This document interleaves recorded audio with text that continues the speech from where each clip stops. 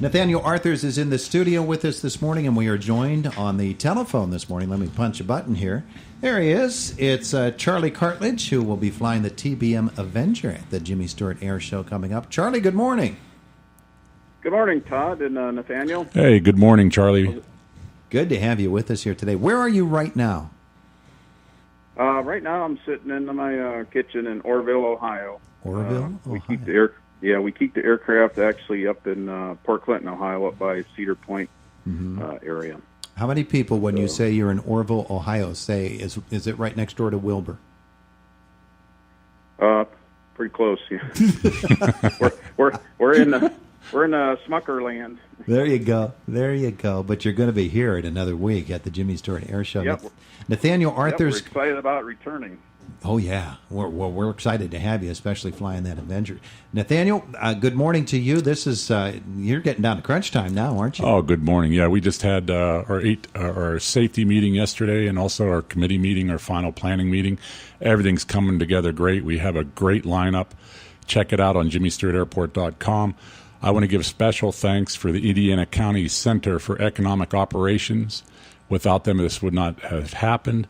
And also our silver sponsors, Emeritus Financial Services, Purvis Brothers, and Rischini Insurance Group.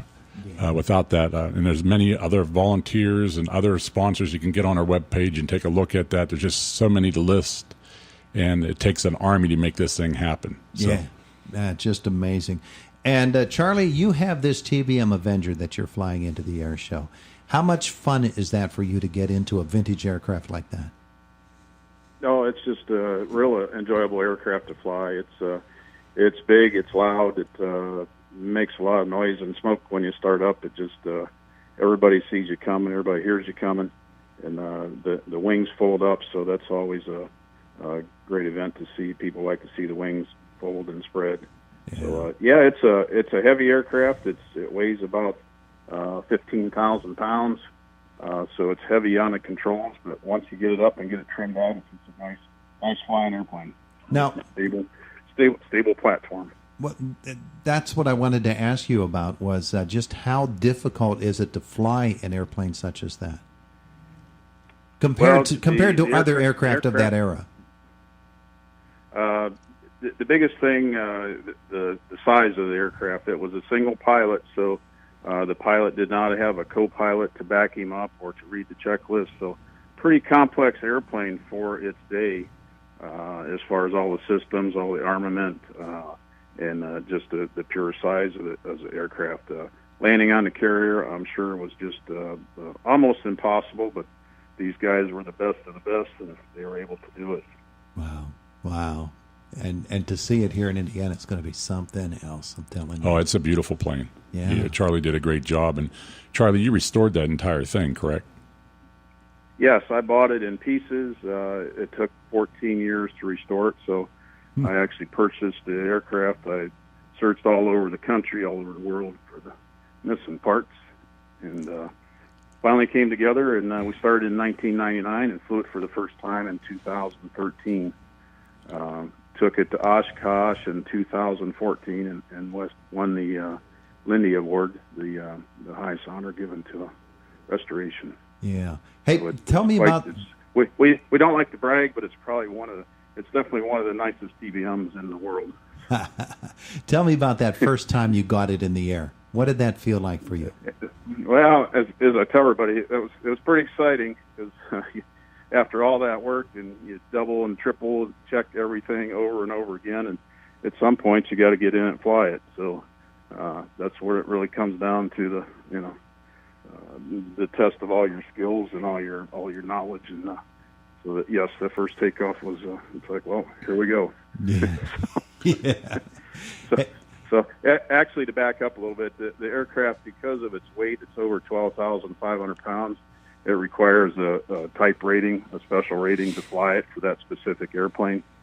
So I had flown another one. A friend of mine in Illinois, I went and flew his, and I got the rating. So I had about 6 hours in TBM Avenger. So definitely was not an expert, but at least I had flown one before and kind of know what it felt like and what things looked like. Yeah. Nathaniel Arthur is in the studio with us here, and Charlie is on the phone with us. Charlie Cartledge will be flying that TBM Avenger here to the Jimmy Stewart Air Show next week. Nathaniel, we were talking about how air shows don't just happen. There takes tons and tons of coordination, meetings, and with the show such as this, and Charlie can attest to this as well, there's some really intricate flying that has to go on and great coordination. Yes, it definitely is. And actually new this year, we're also going to be doing our local pilots are going to show off some of their skills. We're going to do a bomb flower drop as well. They're going to do kind of have a target out in the field, and that's something new that we're going to try this year as well. But there is a lot of moving parts to this, and it's so many different events under one large event, you know. Mm-hmm. So we're really excited about it, and you got to check it out on JimmyStewartAirport.com. And you can get your tickets here locally at the 700 shop, Luxembourg's downtown, Indiana County Tourist Bureau, Indiana Giant Eagle, and the airport too. Yeah, and that's something there, and you can also buy it online. Yeah. But Charlie, what's on your TBM? What is the history of that plane, and how was it in World War II? If you can kind of brush us up on that a little bit, just so that our listeners can understand. Let me give you a little bit of the history of the TBF Avenger aircraft. The original design, the TBF, was built by Grumman. The first one flew in, I believe, December of '41. It was obviously shortly after Pearl Harbor, so that's how it got the nickname Avenger, to avenge Pearl Harbor. Ended up, Grumman built about 2,200 of them, roughly, and then they transferred the production over to General Motors. General Motors in New Jersey converted their automotive manufacturing plants to build airplanes.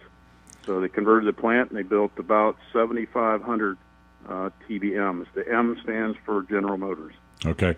The F stands for Grumman. Now, George Bush had flown this in World War II, not your particular plane, unless you had a team of scuba divers to go get it. But, right. He was shot down. Well, it was we part get of that occasionally. Is this George Bush's airplane? No, his are in the bottom of the ocean, pretty much, most of them. But yeah, he.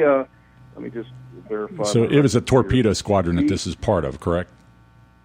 Correct. Yeah, he was. So George Bush was in commissioned as the youngest naval aviator in June of 1943. Mm-hmm. He was shot down over Chichijima in September of 1944. Yeah. He flew 58 missions in TBMs, which is pretty phenomenal. He considered the area that they were operating in the Pacific, which was the most dangerous, area of any of the. Now, the particular aircraft that you're bringing here to Indiana, how much of its function or of its history can you verify? Well, mine was actually built in July of 1945, so it did not see combat. It was shipped to the West Coast, and by the time it got out there, the war was over pretty much. So it was stationed in San Diego, and then for a time, and it came back to Atlanta, Georgia, and then they had a big storage facility up in Seattle. It was stored up there, and then it was surplused in 1956, and it only had about 630 hours of total flight time when it was surplus. And basically, surplus sold to operators who were converting into sprayers. They made big ag cats out of them. Mm-hmm. They would cut the turret, take the turret out, and cut the back of the airplane out, and put a large tank in it. Highly modified aircraft. And of course, when these people picked the airplanes from the boneyard, they picked the lowest time, nicest airplanes they could find. And that's why not very many of the actual ones that had battle damage survived, because most of those were pushed off the carriers to haul the troops home after the war. The second annual Jimmy Stewart Air Show is June 8th and 9th. Of course, at the Jimmy Stewart Air Show. Are you going to take people up in that plane, Charlie? Yeah, we are. We've just been 2 years ago. We got authorization from FAA to allow us to conduct living historical flight experience. Basically, it's a ride. We're able to take people up in the aircraft. We can take two passengers at a time, and it's about a 25-minute flight in the air. Wow! So pretty fortunate. We're one of 3 TBMs in the world that are allowed to do this. Phew. We're pretty honored to be able to do it. You're an elite group. Yeah, a lot of pretty big stack of paperwork to allow us to do it, but we're in the same categories like the B-17s and the B-25s and some of the other aircraft, vintage aircraft. Well, it takes a lot of money to keep this bird flying each year, too, doesn't it, Charlie? Yeah, it's even though the aircraft has been totally restored, the engine, of course, was overhauled. We still spend, an average of $15,000 to $20,000 a year just to keep it flying. Wow. Yeah, you don't exactly go down the street to the local TBM Avenger store and pick up a new piece. No, because there's only 3 engine shops in the world that are left that will work on the engine parts for the aircraft. They can pretty much charge whatever they want because you don't have any choices. So for those listeners out there who have a bucket list that they want to do, if you want to get in a World War II aircraft, Charlie will be piloting it, and it's $600 per person, or if you get 2 people, $900 for 2 people on a ride for a 25-minute ride. Is that correct, Charlie? That's correct. Yep. That's the show special. And we plan to arrive Friday morning, so rides would be available Friday afternoon, Friday evening. Wow. Depending on the show hours, probably I would imagine after the show, Saturday evening or Sunday morning before the show starts. Yeah, Good stuff. Good. Yeah. Wow. Yeah. So come on out and support our airport. We have a great airport right here in our community. We're thankful for, and everybody sees what the airport does in Latrobe. It's added $215 million to the economy of Latrobe. We're a little bit behind them, but with the help of our community, we can make this all happen. So absolutely. All right. We're running out of time here. Charlie, thanks for being with us this morning. We're going to see you here in Indiana in another week. So, thanks so much for having me on the air with you guys this morning, and thanks to the sponsors and all you guys that worked so hard to bring us there this year. I know it's a lot of work, and we'll start getting aircraft ready about 4 days before we come. So. And the other thing you're going to be doing, it's up and flying, it's ready to go, but just all the logistics of the oil and all the supplies and making sure everything's good. So, and of course, then the weather. If we have to, we'll come a day or 2 early just to make sure we're there. Right. Now, Charlie, also, you're going to be able to do a wing walk so people can get up front and center and take a look at that cockpit, too. You're going to be doing a wing walk, so that's good. Yep. So, good stuff. We're excited to see you. Can't wait to see it. Do a couple low passes by. See if you can just wake up the town when you come through a little bit. We love that, okay? Okay, we sure will. They'll know I'm there. We'll know you're here. Okay, Absolutely. everybody point to the plane. Charlie's here. There you All go. right, there we go. And it's not 5 o'clock, Charlie. Thanks, Charlie. We got to go. Yeah. All right.